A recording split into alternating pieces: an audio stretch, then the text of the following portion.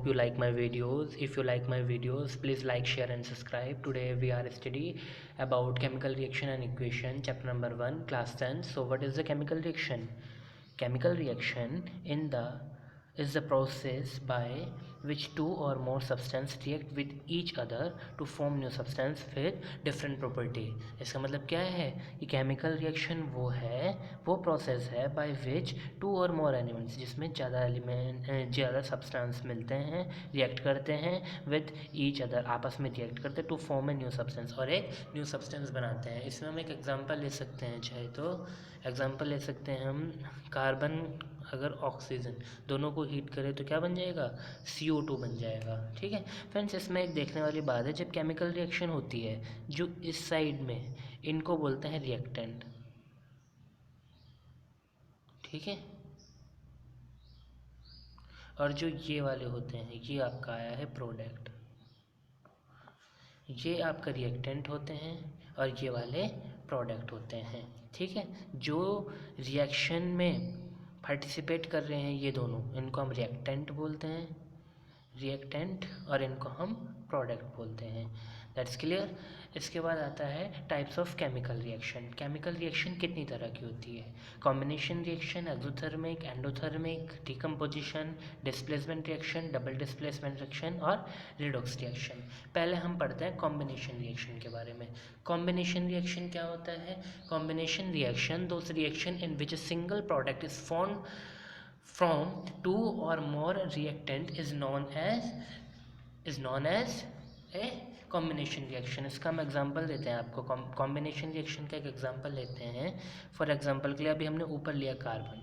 ठीक है, कार्बन है और ऑक्सीजन जब दोनों मिलते हैं तो CO2 बनाते हैं. मैंने आपको बोला those reaction in which a single product is form two और मोर रिएक्टेंट. क्या हुआ, ये सिंगल प्रोडक्ट बनाना, और रिएक्टेंट कितने थे? जब टू और मोर रिएक्टेंट होंगे और सिंगल प्रोडक्ट बनेगा तो उसको हम क्या कहते हैं, कॉम्बिनेशन रिएक्शन. उसके बाद आता है exothermic reaction. Those reaction in which release heat is called exothermic reaction. ठीक है, एग्जाम्पल ले लेते हैं. ये तो आपका कॉम्बिनेशन का एग्जाम्पल था. ठीक है, अब सेकेंड एग्जाम्पल लेते हैं हम एंडोथर्मिक का. एंडोथर्मिक का एग्जांपल अगर हम लें तो एक्सो है ना, एक्सोथर्मिक है ना, exothermic reaction those reaction in which release heat. For example के लिए CaO प्लस H2O CaOH का होल ट्वाइस. ये क्या था, calcium oxide react with water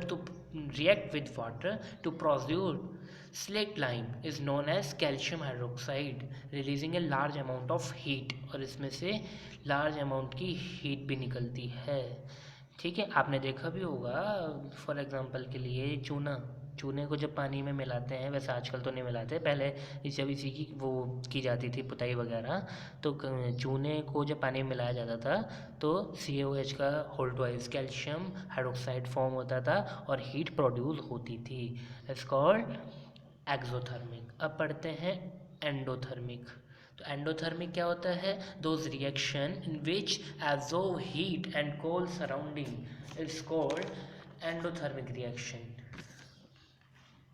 ठीक है, एंडोथर्मिक में क्या होता है, वो हीट ले लेती है. एंडोथर्मिक रिएक्शन में N2 और O2 जब हम रिएक्ट कराया और हीट भी, तो क्या हुआ, 2NO नाइट्रिक ऑक्साइड बन के आया. ठीक है, इन एंडोथर्मिक भी आपको समझ आ गया. इसी तरह से हमारे पास अगला है डीकम्पोजिशन रिएक्शन. तो डीकम्पोजिशन रिएक्शन में क्या होता है,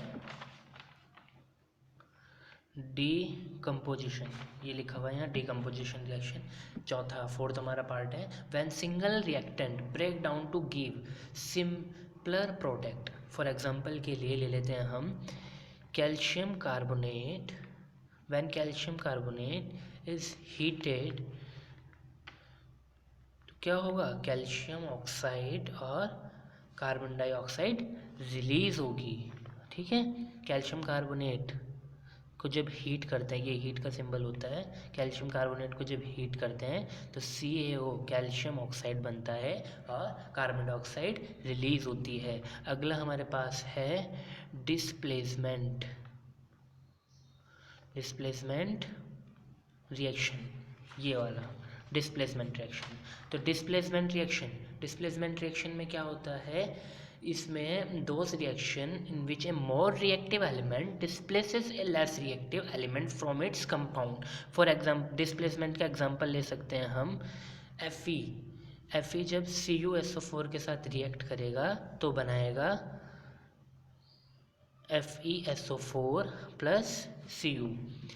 आयरन जब कॉपर सल्फेट के साथ रिएक्शन करता है तो आयरन सल्फेट बनता है और कॉपर रिलीज होता है। ऐसा क्यों हुआ, क्योंकि मोर रिएक्टिव है ना, iron is more reactive than copper, so iron replace the copper. और ये देखो ये कॉपर की जगह पे आ गया और इसने कॉपर को भगा दिया।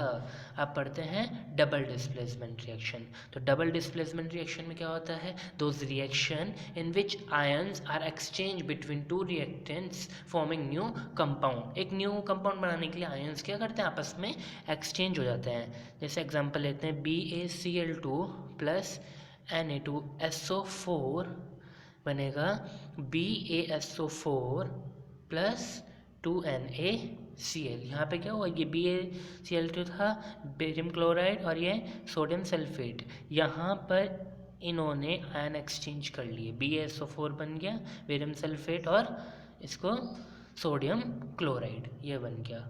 अब है रेडोस रिएक्शन। रिडक्शन रिएक्शन में क्या होता है, एक तो आपके पास ऑक्सीडेशन होता है, एक रिडक्शन होता है। फॉर एग्जांपल के लिए हमने कॉपर ऑक्साइड लिया, उसके साथ हमने हाइड्रोजन, दोनों को जब मिलाया तो प्रोड्यूस हुआ कॉपर और H2O। देखिए